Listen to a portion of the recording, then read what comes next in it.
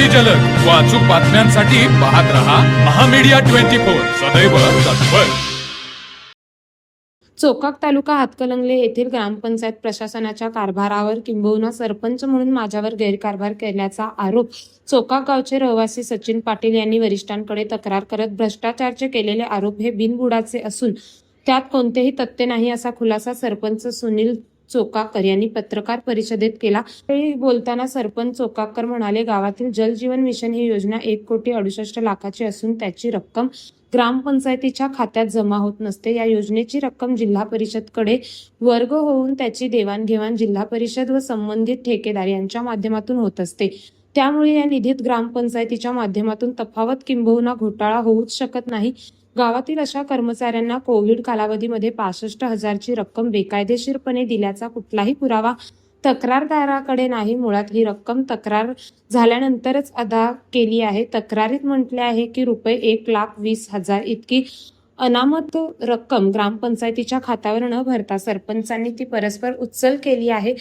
मात्र प्रत्यक्षात ती रक्कम 1,15,000 असून स्वतः सरपंच 1,00,000 व सदस्य प्रवीण माळी यांनी ₹15,000 20 मार्च 2024 रोजी ग्रामपंचायतीकडे सुपूर्द केली होती असे कीर्दीवरून स्पष्ट होते. सदरची रक्कम ही 11 सप्टेंबर, 4 नोव्हेंबर, 19 नोव्हेंबर या दिवशी परत काढून घेतल्याचेही स्पष्ट होते. त्यामुळे सदरची रक्कम वसूलपात्र आहे असे म्हणणे चुकीचे आहे. तर ग्रामपंचायत कर्मचाऱ्यांना कोविड काळात दिलेल्या मानधनात अवाधानाने जास्त दिलेली रक्कम ही कर्मचाऱ्यांनी तात्काळ ग्रामपंचायतीकडे जमा केली आहे. सदरची वसुली ही केवळ कर्मचाऱ्यांकडूनच झालेली आहे. त्यामुळे यामध्ये सरपंच व ग्रामपंचायत अधिकारी यांच्याकडून कोणताही प्रकारची वसुली निदर्शनात येत नाही. तक्रारीत केलेले आक्षेप हे केवळ दप्तरी नोंद नाहीत, किंबहुना ते अपूर्ण आहेत. ही तांत्रिक बाब असून त्या सुधारण्याजोग्या आहेत. सचिन पाटील यांनी ग्रामपंचायतीच्या कामकाजावर अनेक आरोप केले. मात्र मागील बॉडीच्या कारकिर्दीत थकीत असलेले महावितरण कंपनीचा 6,50,000 चा किती वीज बिल भरणा या विद्यमान बॉडीने अदा केलेला आहे. किंबहुना 7 महिन्याचा कर्मचाऱ्यांचा थकीत पगार व 2 महिन्यांचा बोनस ही थकीत रक्कम याच बॉडीने अदा केलेली आहे याचीही नोंद घेणे आवश्यक आहे.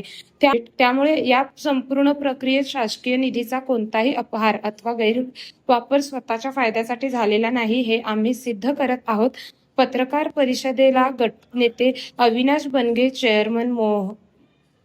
चेअरमन मनोहर पाटील, ग्रामपंचायत सदस्य अरुण वेन्नाळे, प्रवीण माळी, सविता चव्हाण, प्रसाद भोपळे, हर्षद कांबळे यांच्यासह ग्रामस्थ उपस्थित होते. चोकाक गावामध्ये ज्यावेळेस ग्रामपंचायत इलेक्शन आली त्यावेळेस माझं आणि आमचे चेअरमन साहेब पडला साहेबांचं एक गावाला सुसंस्कृत चांगल्या विचाराचा सरपंच द्यायचा ठरलं. त्यामुळे आम्ही शोध घेऊन ह्या व्यक्तीकडे गेलो. ही व्यक्ती वेंगुर्ला स्कूल वेंगुर्ला आणि अरविंद ख्रिश्चन स्कूलला मुख्याध्यापक म्हणून काम करत होते. त्यांचा कुठलाही राजकीय पेशा किंवा राजकीय पिढी नव्हता, पण गावाला एक सुसंस्कृत घराण्यातला सुसंस्कृत विचाराचा मनुष्य पाहिजे म्हणून आम्ही यांना रिक्वेस्ट करून 2 दिवस कन्व्हिन्स करून यांना आम्ही उमेदवारी देऊन गावानेही त्या पद्धतीने निर्विवादपणे यांना निवडून दिलं. यांची भ्रष्टाचार आरोप झाले. मला एक तुम्हाला त्यांनी बाकीचं सगळं ऑफिशियल उत्तर दिलं. त्यांच्या घरची स्थिती मला सांगायची. यांची 2 मुलं IT क्षेत्रामध्ये काम करतात. त्यांना दोघांचे त्यांच्या घरात 3-4 लाख रुपये येतात. ही दोघं मुख्याध्यापक रिटायर झालेले नवरा बायको. यांना पेन्शन लाख रुपये येते. यांच्या घरात महिन्याला 5 ते 6 लाख रुपये इन्कम स्तोत्र आहे. हा माणूस कुठलं तर शाळेचं झाड विकून भ्रष्टाचार करेल का? आणि हे जे घराण्याचं हे आमच्या गावात यांचं हे आहे सुसंस्कृत घराणं, ही असं काही तुटपुंच्या याच्यावरची लोक नाही आहेत. हे सगळ्या पंचकृषीला माहित आहे, तालुक्याला माहित आहे. आणि कामात व्यत्यय आणायचा म्हणून एखाद्या चांगल्या व्यक्तीवरती आरोप करत असतील तर हे चुकीचं आहे. असतं तर आरोप प्रत्यारोप झाले असते. आम्ही शिस्तीत घेतलं की पंचायत समिती काय आमची चौकशी करणार आहे, काय कारवाई करणार आहे. आता गावात असते त्यांनी आपण उठवले की सरपंचाला घरी घालवतो हे घालवतो. चुकला असेल तर आमचं सरपंच जाऊन दे ना घरी. आम्ही यांना राखायलाच ठेवलं इथं. त्यामुळं चुकीची कामं होत नाही, चुकीच्या नोंदी होत नाही. मग ज्याची नोंद होत नाही ते त्यांना जाऊन सांगायचं काहीतरी हे करायचं. पण आमचं असं आहे की आम्हाला सत्ता असली नसली चालते, पण 5 वर्ष हे गावानं आम्हाला दिले. गावाचं काटेकोरपणानं जे काही कायद्याप्रमाणे काम आहेत त्याप्रमाणेच कामं होतील. कितीही तक्रार झाल्या, एकाही तक्रारीत आजपर्यंत कारवाई नाही. शाळेचं झाड तोडलं, त्या वनपालाने आम्हाला सांगितलं की तुमच्या गावातील तक्रार आल्या, तसं बघायला तर ग्रामपंचायतीचा अधिकार असतोय झाडं वगैरे काय करायचा. आमच्यावरती तक्रार येतात, पण तुमच्या गावामुळे तक्रार आल्या त्यामुळे आम्ही ते आम्हाला तक्रार आल्यामुळे आम्हाला बघणं गरजेचं आहे. मग त्यांनी बघितलं. तहसीलदारांच्याकडे तक्रार केली, तलाठी करायला बेकायदेशीर आहे म्हणून. मग तलाठी कायदेशीर गावाची जागा तलाठी तहसीलदारांनी ऑर्डर दिली, तहसीलदारांनी पत्र दिलं यांना ती कुठेही त्यामध्ये म्हणजे बेकायदेशीरपणा नाही, तुम्ही ती ओपन जिम बांधू शकताय. आणि तहसीलदाराचीच परवानगी आम्हाला आली. ज्यांनी त्यांनी तक्रार केल्या त्या सगळ्या तक्रारी आम्ही सगळ्यांना सांगितलं की तक्रारी सगळ्या सॉल्व आउट करून घ्या आणि रितसर त्याला उत्तर द्या. रितसर उत्तर देतोय म्हणजे आम्ही कुठे दबलेलो नाही किंवा आम्ही कुठे चुकीचं केलेलं नाही. त्यामुळे आम्ही सत्याच्या मार्गाच्या मागे आहे आणि आमचा सरपंच भ्रष्टाचार करणार नाही ही 1,00,000% आम्हाला माहिती आहे, आमच्या गावाला माहित आहे. आणि जर आम्ही केला असेल तर त्याचा आम्हाला ज्यावेळेस योग्य शासन मिळेल, योग्य यंत्रणेकडून ते आम्ही घ्यायला तयार आहे. एवढंच बोलतोय आणि थांबतोय. जय हिंद, जय महाराष्ट्र. मी सुनील वसंतराव चोकाकर, लोकनियुक्त सरपंच मौजे चोकाकर. गेल्या काही दिवसामध्ये सचिन पाटील या व्यक्तीनं एक बातमी प्रसिद्ध केली होती, बाईट दिलेली होती. आणि या बाईटमध्ये ग्रामपंचायत चोकाक यांच्या दप्तरी कामकाजामध्ये अनियमितता, त्याचबरोबर भ्रष्टाचार, अपहार आणि बोगस खरेदी असा उल्लेख केलेला होता. आज तागायत आमच्यावर बरेच आरोप केले. हे सगळं आमच्या पॅनेल प्रमुखांच्या कानावरती आहे. पण आमची एक अलिखित नियम आहे की बाबा कुणी काय बोललं की त्याला उत्तर द्यायचं नाही. पण ज्या वेळेला हा भ्रष्टाचाराचा मुद्दा आला त्यावेळेला मी म्हटलं या दोघांनाही आता बसून चालायचं नाही. पैसे काय आम्ही खाल्लेले नाहीत किंवा भ्रष्टाचार काय केलेला नाही, अपहार काय केलेला नाही. आणि त्यामुळं गेला महिनाभर झालं त्यांनी बाईट दिलेली आहे. लगेच आम्ही बाईट दिलेली नाही किंवा पत्रकारांना बोलवलं नाही. याचं कारण पण असं आहे की आपल्याकडे काहीतरी पुरावा पाहिजे. आता माझ्याकडे हे पंचायत समितीचे 3 कागद आहेत. यामध्ये एक अहवाल आहे, चौकशी अहवाल आहे, दुसरा आहे ते हे आहे वसूल आहे, आणि तिसरा आहे ते कारणे दाखवा नोटीस आहे. यांनी जे आरोप केलेले आहेत या आरोपामध्ये बऱ्याच ठिकाणी त्यांनी आकडे सांगितलेले आहेत. तिथं फिगर्स आहेत. ह्या फिगर आणि याचा जर तुलनात्मक अभ्यास केला आपण तर या फिगर ह्या कुठंतरी मनानं गाठलेल्या असं वाटतंय. तर त्यातलं पहिलं सांगेन तुम्हाला, येथील ही पेपरची न्यूज आहे तीच वाचतो मी. 1,78,00,000 जलजीवन योजनेतून 5,88,000 खर्चात अनियमितता. खरं तर चोकाकसाठी जी जलजीवन मिशन योजना आहे याचे निधी आहे तो 1,78,00,000 नाहीच आहे, तो 1,68,00,000 असा आहे. आणि या जलजीवन योजनेतून 5,88,000 खर्चात अनियमितता झालेली आहे. जो निधी आमच्याकडे येतच नाही. हा जलजीवनचा निधी कुठे असतो तर ते शासन, महाराष्ट्र शासन आणि केंद्र शासन यांच्या संयुक्त विद्यमाने हा निधी जलजीवनचा हा झेडपीला असतो. आणि तो कोट्यावधी रुपयांचा निधी ग्रामपंचायतीच्या कुठल्याही खात्यावर कुठल्याही गावात येत नाही. आणि या खात्यातून जलजीवन योजनेच्या 5,88,000 खर्चात अनियमितता, जो निधी आमच्याकडे आलाच नाही त्यात अनियमितता कशी होईल. आणि हा आकडा किती आहे 5,88,000. अरे पैसा एक नाही पैसा त्यांचा आला नाही आमच्याकडे, अनियमितता होईल का. त्यानंतर 58,000 रुपयाचा अपहार झाल्याचा अहवाल अधिकारी कटारे यांनी सादर केल्याची माहिती तक्रारदारांनी दिलेली आहे. खरं तर 58,000 मी मगाशी सांगितलं तुम्हाला की अपहार इथं झालेलाच नाही. 58,000 हे चुकीचं आहे, तर अपहार मी म्हणत नाही. पण कर्मचाऱ्यांना जे अनावधानाने जास्त रक्कम गेलेली होती कोविड मानधन, ती मानधन त्यांनी परत केलेली आहे. ते आहे 32,034 रुपये एवढीच आहे. आणि ती परत केल्याने त्या कर्मचाऱ्यांनी एका दिवसात दिलेली आहे. म्हणजे अनावधानाने गेलेली रक्कम ही काय भ्रष्टाचार होऊ शकत नाही किंवा अपहार होऊ शकत नाही, ती परत घेतलेली आहे, तिची वसुली झालेली आहे. आणि 100% वसुली करून ते वसुली पत्रक मी मोकाशी मॅडमना पाठवलेलं आहे.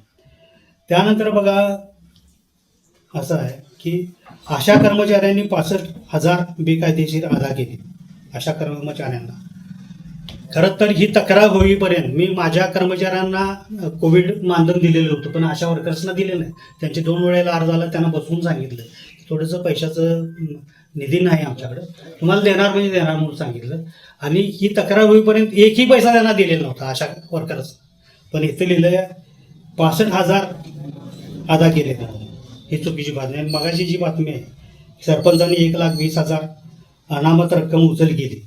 खरं तर उचल केली ही रक्कमच चुकीची आहे. 1,20,000 आहे, 1,15,000 रक्कम आहे, ते ठेवलेले आहे आणि 6 महिन्यानं काढलेले आहे. त्याचं मी व्याजसुद्धा घेतलेलं नाही आणि ती गरज होती म्हणून हे केले. त्या अनुमत कोणाची होती? माझी बरोबर आहे. नाही ते आहेत की सगळे याच्यात आहेत माझ्याकडे. ती मुद्दाम आम्हाला ही जागे करून दिली.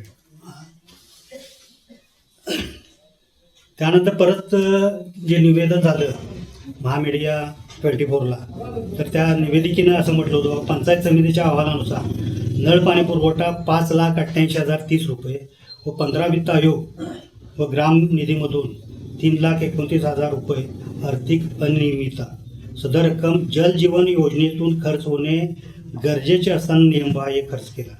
खरं तर ह्या ज्या रकमा आहेत आणि इथं म्हटलेलं आहे पंचायत समितीच्या अहवालानुसार, पंचायत समितीचा अहवाल तुम्हाला देणार आहे मी, त्यात कुठेही ह्या ज्या मोठ्या रकमा आहेत 5,88,030 रुपये, 3,29,000 रुपये कुठेही दिसत नाही. हे सगळं जे मनाला येईल तेच या ठिकाणी घातलेलं आहे. त्यानंतर जलजीवन मिशनचं मी सांगेन तुम्हाला की 30/5/23 ते 27/3/26 पर्यंत नळ पाणी पुरवठ्याचा एकूण खर्च हा 1,74,037 रुपये झालेला आहे.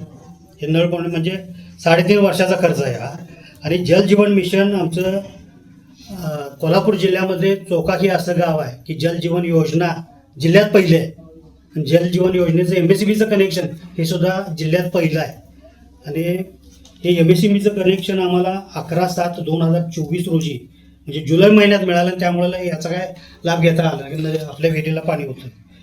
त्यानंतर 5/3/25 आता इथं जलजीवन योजनेतून पाणी घेतलेलं आहे. 5/3/25 ते 27/3/26 या कालावधीमध्ये जलजीवन योजनेचं पाणी घेतलं आहे. आणि मगाशी सांगितल्याप्रमाणे तो ठराविक जो एरिया आहे तिथं लिकेजेस झालेले आहे आणि त्याचा खर्च जो आहे तो हा 69,237. आणि अशोकराव माने आमदार आदरणीय ते त्यांना माहीत आहे की हा खर्च ते देणार आहेत आम्हाला आणि तसं डिलिंग आमचं झालेलं आहे. आणि मी तसं ॲप्लिकेशनसुद्धा केलेलं आहे पाणी पुरवठा विभाग, पंचायत समिती आणि ग्रामीण पाणी पुरवठा विभाग, जिल्हा परिषद, आणि ते मिळणार आहेत पैसे. हा त्यांनी देताना काय दिलं तर 23 पासूनचे पैसे विहिरी चालू असताना जलजीवन योजनेतून पैसे कसे म्हणजे आमचे पैसे खरं तर ते जलजीवन योजना त्या कॉन्ट्रॅक्टरनं देणं गरजेचं होतं. पण ते पैसे म्हणजे फक्त झाले 2 वर्षे, त्यातले 3 आणि 3 6 महिन्याचाच खर्च आहे तो. आणि ते पाईपलाईन 10 पाईपा परत गाठलेल्या आहेत आपण, त्या त्यांनीच दिलेल्या आहेत. आणि ते सगळे माझ्याशी सांगले ते पैसे माझे मी देणार गावचे पैसे खर्च करून गावाला उघड करणार नाही, ते पैसे घेणार. आणि पैसे मिळाल्यानंतर तसं पत्रसुद्धा दिलेलं आहे मी त्यांना, ठरावसुद्धा आहे, त्याचा ठरावसुद्धा केलेला आहे. त्यामुळे ते पैसे काय त्यांनी गेलेले की गावाचं नुकसान झालं आहे असा भाग म्हणता येणार नाही. त्यानंतर वन विभागाचं सांगितलं तुम्हाला की शाळेच्या कंपाऊंडमध्ये शाळा जी आहे ती शाळेचा वरांडा मोठा आहे, शाळा अतिशय सुंदर आहे. रात्रीच्या वेळी काही व्यक्ती तिथं अनुचित प्रकार करत होते, त्याला कुठं तर खंडन पडावं त्याचं. त्यामुळं हायमास्ट एक मंजूर करून घेतला आणि शाळेत लावताना जी 2 बदामाची झाडं होती ती तोडली गेली आणि तीच मी तोडायला लावली. आणि ती तोडून सुरक्षित ठिकाणी तो सोलर हायमास्ट लावला. आणि ते लगेच तक्रारदाराने त्याची तक्रार वन विभागाला केली. आणि त्यामध्ये असं म्हटलं की त्यांनी बेकायदेशीर वृक्षतोड केल्या प्रकरणी सरपंचांच्यावरती कायदेशीर कारवाई करण्यात आलेली. 1,500 रुपये दंड होता, तो भरलेला आहे, मी पदरचा भरलेला आहे. तो दंडाचं काय नाही, पण ती शाळा सुरक्षित जाईल हे महत्त्वाचं आहे. त्यानंतर त्या तक्रारदारांनी परत बाईट दिलेली आहे. त्या बाईटमध्ये सुद्धा हेच मुद्दे मांडलेले आहेत, ते जे आता मी सांगितले तेच जलजीवन मिशनचा बोगस खर्च, भ्रष्टाचार. आणि म्हणताना म्हटलंय काय तर पंचायत समितीच्या अहवालानुसार, इथं पंचायत समितीचा अहवाल आहे तिथं कुठंही भ्रष्टाचार, अपहार किंवा बोगस असा शब्द नाही, ते तुमच्याकडं देणार आहे मी. त्यानंतर कोविड मानधनाच्या बाबतीमध्ये बघा 27,000 वसूलपात्र हे तक्रारदारानं बाईटमध्ये म्हटलेलं आहे आणि 30,000 अदा केले. आता मी तुम्हाला सांगितलं की कोविड मानधनामध्ये 32,034 रुपये हे सगळे आकडे कुठून काढलेत काय ते मला कळत नाही. शेवटी मी एवढंच सांगेन तुम्हाला की गेले 3.5 वर्ष अतिशय चांगल्या प्रकारे पारदर्शक आणि सर्वांना विश्वासात घेऊन मी काम करत आहे आणि मी 24 तास या गावाला दिलेले आहेत. तुम्हाला गावातला कुठल्याही व्यक्तीला जावा की सरपंच साहेब येत आहेत का नाही, माझे सदस्य येत आहेत का नाही, सगळे सांगतील तुम्हाला. आणि मी शिक्षक आहे आणि गावाचा पैसा खिशात घालेन किंवा त्यात बोगसपणा करेन किंवा अपहार करेन किंवा भ्रष्टाचार करेन हे असले संस्कार माझ्यावर नाहीत. कारण प्रत्येक मत त्या मतदाराचा आदर करणारा माणूस मी आहे. माझा जरी विरोधी कोणतरी असला, विरोधी पाटील, त्याला सुद्धा मी चांगलंच बोलवणार, ते संस्कार माझे आहेत. आणि इथून पुढे ही तुम्हाला सांगेन की उरलेलं 1.5 वर्ष आहेत, जास्तीत जास्त निधी आणून गावातले सगळेच रस्ते काँक्रिटीकरण करून आणि जे आमच्या ज्या मूलभूत सुविधा आहेत, तळ्याचा एक प्रश्न आहे आमच्या, त्यानंतर सगळ्यात महत्त्वाचं जाधवचं आहे की अभ्यासिका हे डोक्यात माझ्या पहिल्यापासून आहे. अभ्यासिका शाळेत सुरू करायची म्हणून इथं आमचा हॉल आहे शाहू सभागृह म्हणून, त्याच्या सगळ्या कौलं जी आहेत ती सगळी अगदी त्या शाहू महाराजांच्या काळातला आहे. ती सगळी फुटलेली होती. तिथं आता आम्ही 2.5 लाखाचे पत्रे गाठलेले आहेत आणि त्याचं ते प्लास्टरिंग करण्यासाठी एक यांना आमचे बोगदोन आहेत डॉक्टर, त्यांना रोटरी क्लब त्यांना ॲप्लिकेशन दिलेलं आहे. त्यांनी 20 टेबल 20 खुर्च्या देतो म्हटले आणि अल्पावधीत ते आम्ही अभ्यासिका सुरू करणार आहोत. म्हणजे ज्याला गावाला जे गरजेचं होतं, आता व्यायामाचं झालं, अभ्यासाचं झालं आणि आमचं लक्ष याच्यावरती शाळेवरती सुद्धा आमच्या झेडपी शाळा आमची टिकली पाहिजे.